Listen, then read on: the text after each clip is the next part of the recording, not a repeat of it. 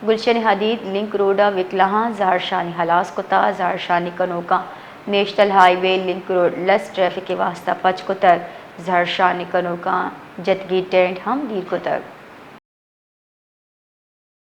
जी Shahnawaz sir, ये बताएगा कि गुलशन हदीद लिंक रोड पर कैनाल के हवाले से जो एहतजाज किया जा रहा था वो अब तक ख़त्म कर दिया गया है मुजाहिरीन की तरफ से, इस हवाले से तफसील दीजिए।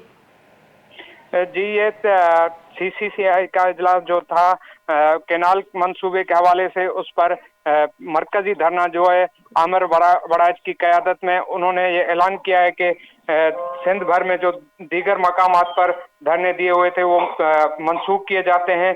जो मरकजी धरना है बबुल्लो वाला, वो कायम है जब तक ये कारपोरेट फार्मिंग वाला इशू खत्म नहीं किया जाएगा, उसका नोटिफिकेशन मंसूखी का नहीं दिया जाएगा, वो बबुल्लो वाला धरना जारी रहेगा। ये लिंक रोड पर जो धरना था वो खत्म कर दिया गया है। ट्रैफिक, आम ट्रैफिक और हैवी ट्रैफिक के लिए बिल्कुल तौर खोल दिया गया है।